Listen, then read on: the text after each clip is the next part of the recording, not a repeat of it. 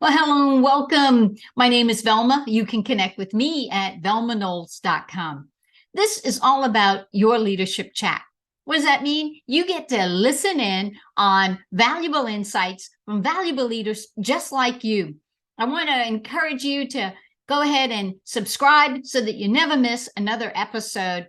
And if this is of value to you, please share the nuggets that you're going to take away from all these great leaders.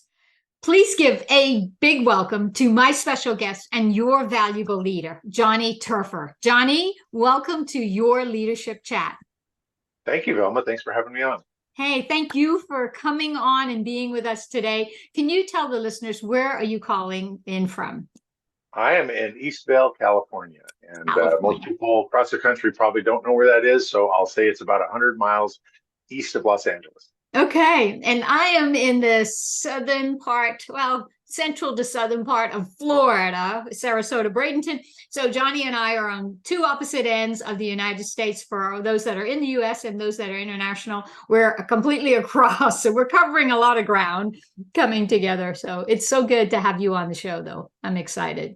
It's great. I'm really excited to chat with you. Yeah, this is going to be good. You and I had several. We had conversations before, but then we had several bookings to make sure that this was going to happen. So I'm excited to have you share some leadership lessons that I just know it's going to impact those that are going to listen in, because just from the small, short conversations you and I have had, it's made a great impact in my life. So let's kick this off. Can you share, Johnny, a little bit about who you are and what you do with our listeners? I am a director at a small city in Southern California. I oversee the building and safety department, the code enforcement department, emergency management, and recycling. And then I also oversee our police and fire contracts. So we contract with the Riverside Sheriff and the Cal Fire. And I've been in government for 22 years. I Wow. used to be in the private sector with my own business. I took a government job thinking, well, I'll do this for a couple of years and then go back to my business. I ended up loving it, and I Yeah. love what I do. And I have a really different perspective on government. And I think I kind of came into it distrusting government, not liking government, feeling like Mm, government never did a good job. right. And once I got in, I realized, wait, I can help do better from inside. And Yeah. so that's the approach I've been taking throughout my career, is to really try to improve the services we deliver, because we need government. We can't function without it, but it needs to be efficient and effective for the people we serve. Yeah, no. And let me start off and say thank you for your service, because to be in public service, regardless of the area, it takes a heart for wanting to care and serve other people. And that to me is foundational to leadership. You have to learn to serve, and serving is more about understanding versus demanding. Right. And that was something I had to learn, that when you're a leader, you're serving others. And when you serve, you understand whatever their struggles are, whatever, you're waiting for a meal at the restaurant, right? Try to have understanding versus demanding, where's my food? And so I think we've all been guilty of that some way or another. So thank you for your service. Um, Thank you. You're welcome. yeah. So now I know you have some insights and perspectives on leadership, because we've had those deep conversations. And my heart is for the valuable leader. And that to me is the people in your life that have made a tremendous impact. Johnny would say, I'm not the man I am today, Velma, without this particular valuable leader. So I'd love for you to share who is a valuable leader in your life, and why would you say that about that person? Uh, so it's a question I knew coming in, and I appreciate that. And so I gave it a little thought. And there are several people that really stand out in my career and in my life as leaders that are instrumental in helping me become a better leader. Mm-hmm. So I'm going to ask your permission to share just two of them Yes, of briefly. course. Yeah. And the first one I want to share is my dad. And the Mm. reason I share my dad is because when I was young, he spent a lot of time kind of what's the word, overvaluing my skills. At least that's how Wow. I see it as an adult. Right. How did you figure out that so quickly? Or what did you do? And he would ask me questions like this. And it really built my confidence and made me realize that there's a lot of things I can do that maybe I didn't have that Right. uh, if I didn't have that confidence, I couldn't have made that leap. So that confidence is important. And I think that's one of the key factors as a leader is to help build people's confidence. Oh, love that. And so that's what I got from my dad.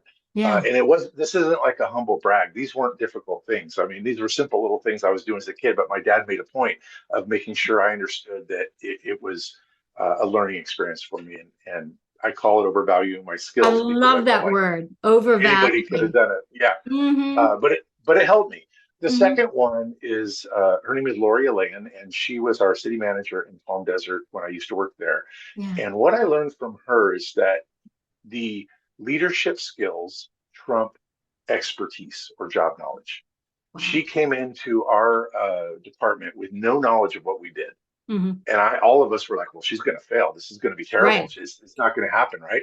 Right. Um, and the first thing she did is spent like her first 6 months learning what we do and really diving in Yeah. and capturing an understanding of the work we do. Then she translated that into her leadership skills, which were very good. Yeah. And she was able to take that whole department to a new level. So that was a second really important lesson with leadership is that your leadership skills are more important than your job skills. It's Mm. good. It's important to have those job skills, but I'll take a leader any day over somebody who's an expert. And I don't mean to demean experts, but they got to learn those leadership skills too. And Yeah. so for those that are on my team that are higher up, that are at that level where they're experts, but they want to become leaders, I Yeah. really kind of try to push that to them that you are now taking on a higher level, and this expertise you have is a compliment, but Right. what you really need is leadership skills.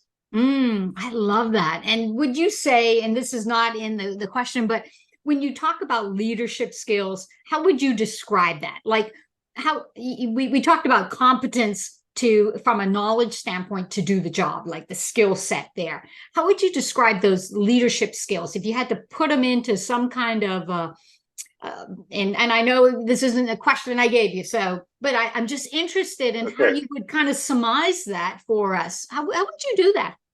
Well, you made it's a great fun question because everybody's a baseball fan when they're younger. I was not. I liked football. I just recently fell in love with baseball, and Okay. I've started watching lots of baseball games. And I'm looking at and I've always used football analogies to explain leadership, and Mhm. now I'm looking at baseball, and I look at that manager, and I look at some of the certain players and the Right. things that they're doing. The players are encouraging each other. That's a leadership skill. Mm. The manager is looking at the whole picture and he's trying to put the best pieces into play Right. wherever he can to maximize the success of that team. And those are leadership skills. They're Mhm. so broad. And the manager can't do that if he doesn't earn the respect of the players. And Right. he or she earns that respect by leading from the front, getting out there, doing the hard work, protecting the members of the team. There's just so many. I could list off hundreds of things that I think are leadership skills, but Right. it's really just moving the entire organization or team or whatever you're leading in that direction, keeping them all focused on that purpose that you have. And of course, Yeah. for baseball, the purpose is to win, right? To play a great Right. game, to get Right. points up on the board. In our business here, as in government, our purpose is to serve the public as efficiently and effectively as we can. So Right. my job as the leader is to be looking at everyone and making sure that I'm giving them the tools they need, providing the opportunities, providing the education, giving the coaching and the cheering. Yeah. As a leader, you have to be a cheerleader, right? Yep. That's what I was And going letting them for, know. but you landed Yeah, it well. Between the coach and the cheerleader, I was waiting for it. right. Yes, you've got to be a cheerleader too, and Yeah. really let them know when they're doing well, and then when they're not, just kind of help nudge them in the right direction. Yeah, no, beautifully said. I use that line a lot because it is important to me for people to have the belief that you are cheering for them. I want people cheering for me, and you want people cheering for you. And I think we all want that. I talk about everyone wants three things in life. They want to be seen, they want to be heard, and they want to be valued. And the leadership skills that you're talking about are when you actually care and you are championing, for someone, you are there in character, because those are the skills that you're talking about, those soft skills that are now power skills today. So I just love it. You landed it on a leader is a cheerleader, and I knew you would go there eventually.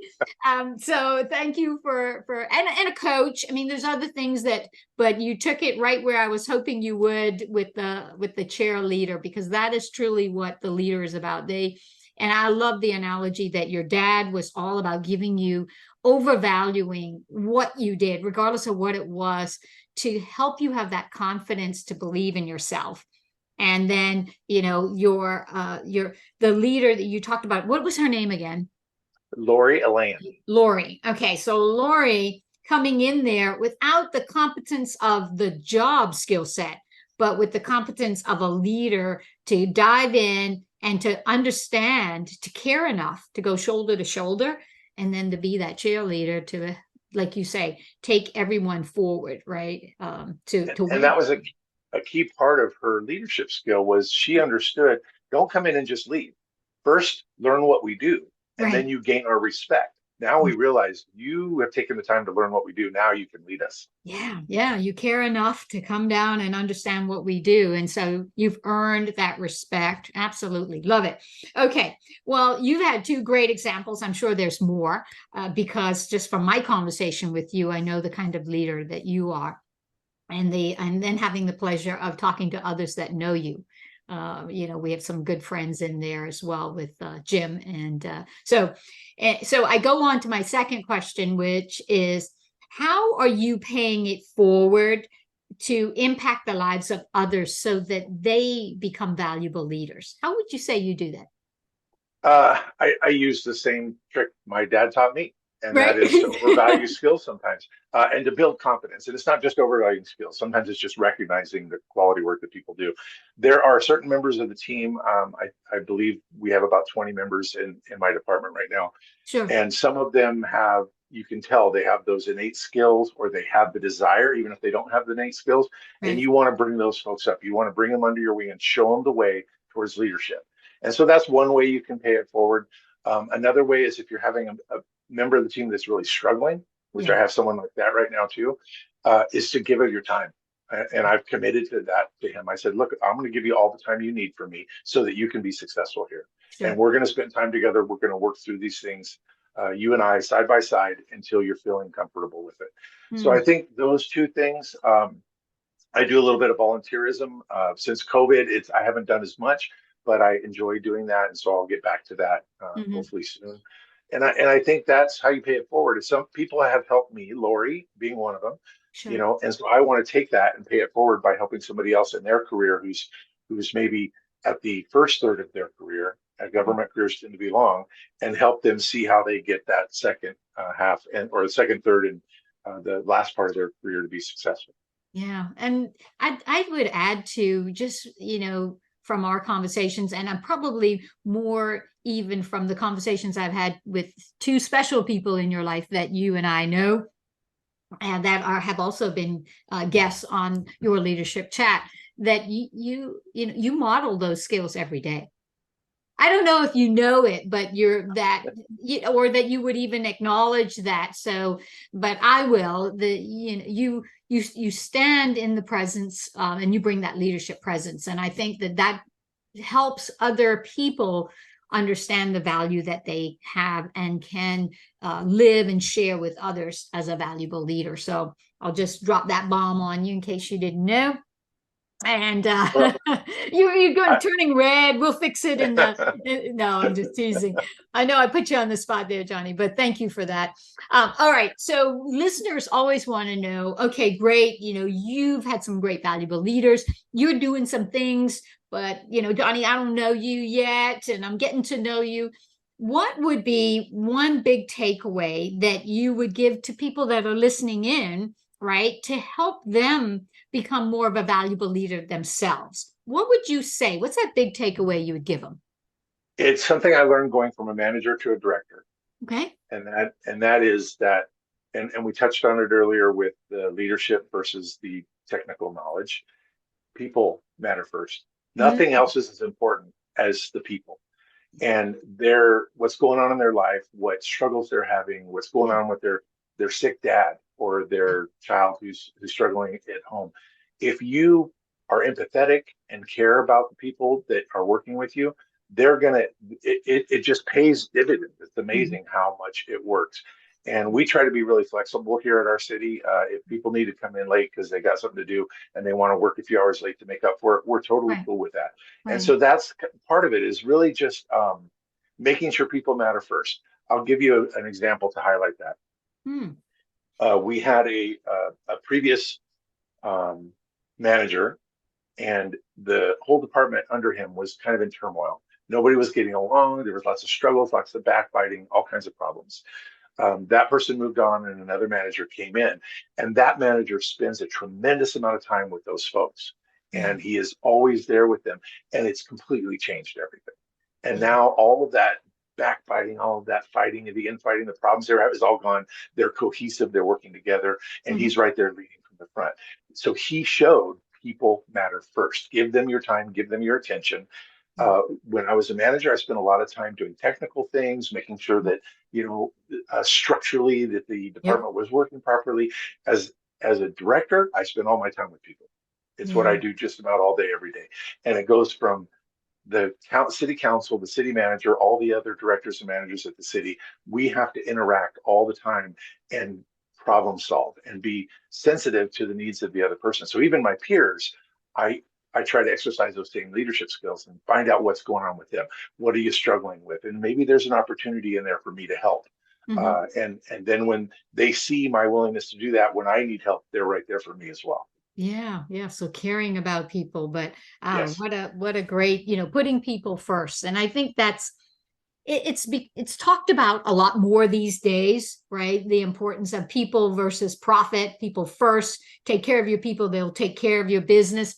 We talk about those things, and this is not a question in the list, but I love talking to you, and I would just want to know your thoughts on why do you think so many most leaders will struggle when we know this as leaders, right? We know that it's the people should be first. The people are the ones that are driving the profit. They're the ones that take care of the customer. They're the ones that are on the front line or on the phone dealing with the issues and the challenges and helping to solve them. But why then do leaders tend to continue to focus more on here's the numbers, here's what we got to do to drive this forward versus if I take care of my people and I tell them the importance of the numbers, right? But I take care of them, that they're going to focus on what needs to get done and we're going to hit it. Why do you think it's such a struggle for leaders? Well, I'll tell you why it was a struggle for me. Okay. Um, because people are a pain, and you have to develop some empathy, and you have to Yeah, realize that what's going on, what happens in my life impacts me emotionally, yeah, and what's going on in their life is impacting them emotionally. And if yeah, you don't respect that, you're going to struggle. yeah, And so when somebody comes to work who genuinely most, and that's another thing, you got to look at people in a positive light. Most people do want to do a good job. They really do, yeah, but they have things happening in their lives that are right, impacting that. And if you can be an empathetic leader and accept that and understand that, then it helps them overcome it. And then they come around and right. they're definitely more willing to put in the hard work. So it's rewarding, but it Mhm. takes time. Yeah, This people yeah, thing, it is rewarding. I wanted to say people are a pain and you don't get anything out of it. That's not true. You get so much out of it. right. You get relationships that are in more in depth and more connected, right? Hmm. Um, so there is a payoff, but it's harder and longer to get there. And I think sometimes we are resistant to want to try to do that. But Right. I would encourage all would-be leaders just dive in and do it because you're going to figure out once you're there that it's very rewarding. Yeah, no, and I love that. And it's so true because I used to be one of those paying employees. I know if my former leaders listening in, they'd be like, yes, and I, invested in you and now, today you're the one that is seeing this. And so for all of those out there, and I think none of us are excluded. I think somewhere in our life we were paying for someone Yeah. else, right? I'm still paying. Yeah, I mean, yes, so am I, right? Because what happens? We hire someone to do the job, looking for the competence, the skill set, not necessarily those leadership skills or that leadership potential that everyone has. It's just untapped. And then we are like, why isn't this paying off for us? And why is it such a struggle? Why is there miscommunication? And I think you're exactly right. It gets back to the fact that you don't hire just one person for a particular title to do a job. You're hiring an individual with their whole life and the things that come with it. And we're, when it gets down to it, we are human beings, and we need that emotion to empathize with each other, to understand that life is happening around us and with us, and so we have to know how to help people through that journey. So Yeah, well, I think that you have kind of said in a better way what I was trying to say, and that is, I remember one of the managers early on in my career likened employees to tools, and you just use the tools to do certain things. And it's like that it's much more holistic than that, and we have to accept the entire person with the good and the bad, yeah. and then put them in a position to be successful. Yes, exactly. I love that. Yes. All right. Well, we are coming to the wrap up. And so I know listeners would love to be able to learn more about you and learn more about what you do out there, and also how to just lean in and be able to continue to learn from you. How would be a good way for people to know more about you? Fortunately, I have a name, fortunately or unfortunately, that is very unique. If you Google my name, you will find me everywhere, and it'll be me. If you Google my last name, you'll find people that are relatives of me, and no one on that list will not be a relative of me. So my name is Johnny, Johnnny Terfehr, Terfehr. Just Google that. You'll find my LinkedIn. You'll find articles about different things that have happened over my government career. Okay. And you can also email me, jterfehr@eastvalleca.gov. Okay. All right. Well, we'll make sure we have a connection here in the show notes for those that would like to learn more about you and what you're doing. And I just, on behalf of all the listeners, and my personal thank you for coming on, for sharing your wisdom, even before the show when we had chats. I love it. And then for your leadership chat, thanks for giving so much value to everyone. Oh, thank you so much for having me. And I'll leave one last thing. I do really love helping people who are at a point in their career where they're trying to jump to that next level. Yes. And I went from being a frontline code enforcement officer to a director That's of a right. department. And so, if you're in that spot and you would like a mentor or some help, I'd love to help. Oh my gosh, what a great gift for anyone out there. So for sure, be able to connect with you like on LinkedIn, and be able to then, see where it fits in their career path and how you could plug in to be a mentor. What a kind gift to offer. Talk about giving back and paying it forward. Yeah, surprise, surprise. Hey, not at all. Thank you so much, Johnny. I appreciate you, and I appreciate all you do for all of us. Thank you, Velma. I really love being on the show. Hey, thanks so much for watching another episode of Your Leadership Chat. I hope that you've enjoyed this video. Make sure that you hit the subscribe button here and tap that bell icon so that you never miss another episode. I hope too that you'll give us a thumbs up on the video for a like. And then if you feel led, please share the video with those who need to see it. Thanks so much for watching. We'll see you next time on Your Leadership Chat. Bye for now.